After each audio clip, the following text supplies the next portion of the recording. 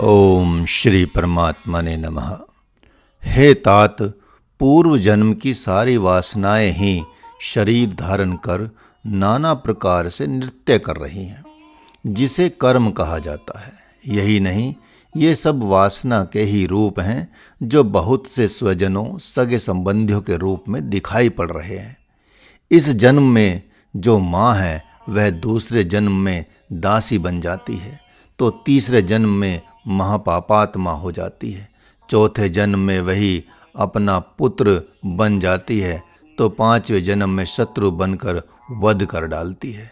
छठे जन्म में कभी मैं ही उसके यहाँ घोड़ा बनकर आता हूँ, तो वह मुझ पर सवारी करती है और मैं रोता रहता हूँ। सातवें जन्म में वह माता कुत्ता बनकर आ जाती है और सेवकाई का ऋण चुकाती है। किसी जन्म में मैं मछुआरा बन जाता हूँ, तो ये सभी बंधु बांधव मछलियाँ बनकर मेरे द्वारा जल में डाले गए जाल में फंस जाते हैं। फिर मैं उन्हें अच्छी प्रकार पकाकर भरपेट खाता हूँ। इस प्रकार आज के स्वजन ही अगले जन्म में काल बन शत्रु समझकर भाले बर्छे से मार डालते हैं। अतः कभी ये सभी मेरे भोजन बन गए, और जब ये पशु बने तो इनके लिए मैं घास पात बन गया। इस प्रकार वासना रूप ये सभी माता पिता, बंधु बांधव एवं हित मित्र अनेक जन्मों में चक्कर काट रहे हैं, जिसे कहाँ तक कहा जाए। हे तात, हम किन के विषय में शोक संताप करें और किन के विषय में थोड़ी भी चिंता न करें। हे प्रिय, मैं तो अब किसी जन्म में भ्रमण नहीं करूँगा, आवागमन से मुक्त हो जाऊँगा, क्योंकि जिसे अज्ञेय, निर्गुण, निराकार तथा सच्चिदानंद कहा जाता है, मैंने अपने उस सहज स्वरूप को प्राप्त कर लिया है। हे तात, मैं आज तुमसे प्रार्थना कर रहा हूँ कि जो कुछ भी अहम रूप है वह सब माया ही है, जो मन में दिन रात मैं तू मेरा तेरा के रूप में प्रकट होती रहती है। अतः तुम इसका सर्वथा त्याग कर दो। यह प्रपंच तुम्हारा मित्र नहीं हो सकता। उसके उपरांत तुम सदा अपने आत्म स्वरूप का स्मरण करते रहो, जिसका कभी जन्म मरण नहीं होता। हे परम बुद्धिमान पावन, तुम्हारे मन को प्रिय लगने वाले तो कोई स्वजन है ही नहीं। तुम तो अपने आप से अपने स्वजन हो। जिस प्रकार दीपक प्रकाश नहीं करता, अपितु प्रकाश बिखेरने में निमित्त मात्र दिखाई पड़ता है, तो भी लोग कहते हैं कि दीपक जल रहा है, लेकिन मन के भीतर यह भाव रहता है कि प्रकाश ही प्रकाशित हो रहा है, अर्थात प्रकाश ही किसी पदार्थ या वस्तु को प्रकाशित करता है। उसी प्रकार ज्ञानी भी लोक संग्रह के लिए सदा सम एवं शुद्ध व्यवहार करता है, फिर भी अपने को कर्मों का कर्ता न मानकर सदा अकर्ता ही मानता है। जिसके हृदय में काम रूपी कलंक का वास नहीं है, जो निर्विकार एवं भेद बुद्धि से रहित है, जो परमार्थ पथ में अति कुशल है, वह संपूर्ण वेदों के रहस्य को जानता है। हे पावन, तुम आत्म रूप किसी परमार्थी गुरु से संशय एवं भ्रम का समाधान कराकर अपने सच्चिदानंद घन स्वरूप में स्थित होकर जगत में विचरण करो, जिससे पुनः इस प्रकार का शोक संताप नहीं होगा।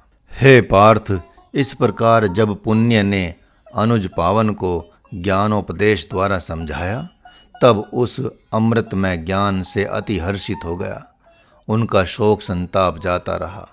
उसी प्रकार जिसको परम विवेक रूपी मित्र मिल गया, जिसको अति शीलवान चतुर्बुद्धि रूपी सहेली मिल गई है, जिसके पास ज्ञान और वैराग्य रूपी अति निर्मल दो नेत्र हैं, जो सबसे अमृत में वचन ही बोलता है, उसके पास यदि कभी वज्र के समान दुख आ ही जाए, तो वह हृदय में थोड़ा भी शोक संताप नहीं करता।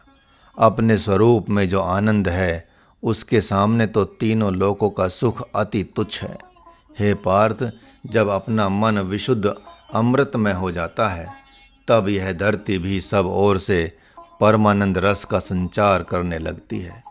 हे धैर्यवान, मैं तुम्हें ब्रह्म ज्ञान दे रहा हूँ, इसे स्वीकार करो और इस प्रकार की झूठी ममता त्याग दो। अब तन मन एवं हृदय की व्याकुलता को त्याग दो और प्रसन्नता पूर्वक जन्म लेने का उद्देश्य प्राप्त कर लो।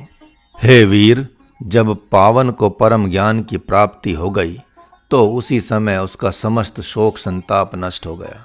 भगवान से इस अमृतमय आख्यान को सुनकर महात्मा अर्जुन ऐसे बोले मानो परमार्थ ही मूर्त रूप धारण कर बोल रहा हो।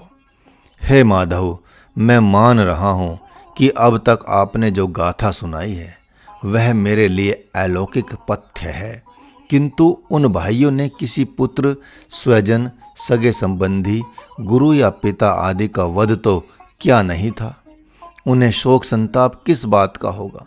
उनका दुख तो मेरे समान नहीं है, क्योंकि उनमें से पुण्य ने तो माता पिता के रहते ही आत्मज्ञान प्राप्त करके अपना लक्ष्य प्राप्त कर लिया, और जो पावन माता पिता के वियोग में अति व्याकुल हुआ उसे वेद धर्म ही कहते हैं, जिसका परिणाम हुआ कि उसने अपने बड़े भ्राता पुण्य से परम ज्ञान प्राप्त कर लिया और उसका शोक संताप नष्ट हो गया।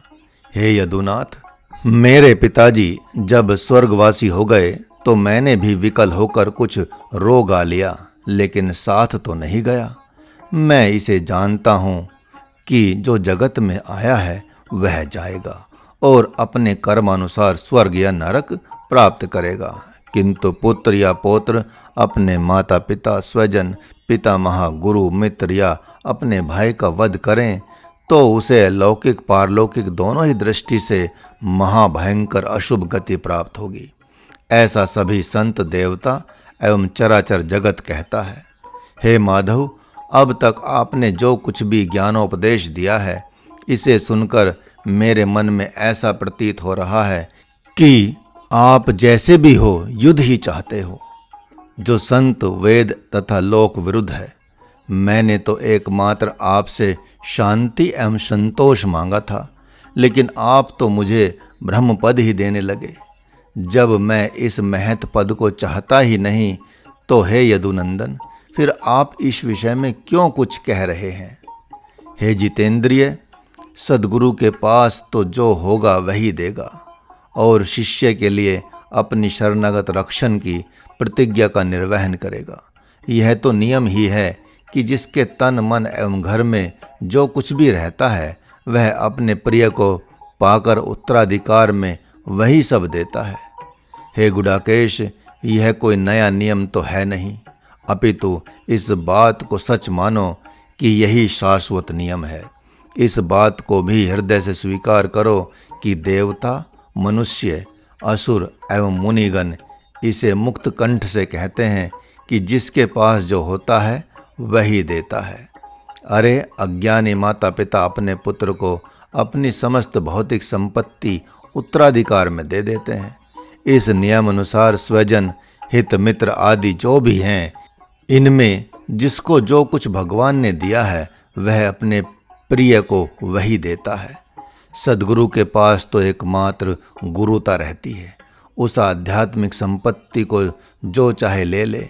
हे तात, यदि शिष्य का मन परमार्थ में ही लगा है तो वह गुरु के लिए पुत्र के समान होता है। जो शिष्य परम विवेकी एवं बुद्धिमान है वह अपने सद्गुरु को हृदय से सगुण ब्रह्म ही जानता है और अपनी प्रिय समस्त सुख सुविधा तथा मान सम्मान त्याग कर मन, कर्म और वचन से एकमात्र उनकी ही सेवकाई करता है। जब ऐसा बुद्धिमान शिष्य मिल जाता है तो गुरुदेव आत्मज्ञान देकर उसकी सब ओर से रक्षा करते हैं तथा ब्रह्म शक्ति एवं अनुपम भक्ति देकर उसे सच में ब्रह्म स्वरूप ही बना देते हैं। ऐसा जानकर हे प्रिय, अब मन में संशय मत करो, मेरा कहना मान लो। हृदय में इस ज्ञान को धारण कर समस्त शोक मोह त्याग दो। हे पार्थ, परम ज्ञान और विज्ञान से संपन्न एक मदालसा नाम की माँ हो चुकी हैं, जो ब्रह्म रूप ही थी। सारा जगत जानता है कि वह अपने पुत्रों को बाल्यावस्था में ही परम ज्ञान देकर वन को भेज देती थी। तुम ही बताओ, क्या उनके पुत्र उनसे ज्ञान की मांग करते थे? ऐसा तो नहीं था। लेकिन तो भी उन्हें वह अवधूत बना देती थी। उन्हीं के समान तुम भी ज्ञान भले ही नहीं चाहते हो, किंतु मैं तुम्हें प्रसन्न होकर उस ज्ञान का वरदान दूंगा ही दूंगा। मैं अपने भौतिक पुत्रों को द्वारकापुरी दे दूंगा और तुम्हारे जैसे परम भक्त को आत्मज्ञान देकर निर्गुण निराकार हो जाऊंगा। हे तात, तुम्हारे निर्मल त्याग को भली भांति जानता हूँ। यही कारण है कि तुम मेरे हृदय को अति प्रिय हो। हे प्रिय, इस युद्ध में विजय का श्रेय तुम्हें ही प्राप्त होगा, किंतु राजपद तो तुम्हारे द्वारा युधिष्ठिर को ही प्राप्त होगा। मैं मानता हूँ कि राजपद देकर तुम जिनकी सेवकाई करोगे, उनकी मुझ में विशेष प्रीति है। भले ही वे पुनः जुआ खेलकर तुम लोगों के साथ ही विजय स्वरूप प्राप्त हुआ राज्य हार जाएं और तुम लोगों को परतंत्र बना दें, किंतु तुम उन्हीं के सिर पर राज मुकुट रखकर उन्हें ही राजा बनाओगे। हरि ओम।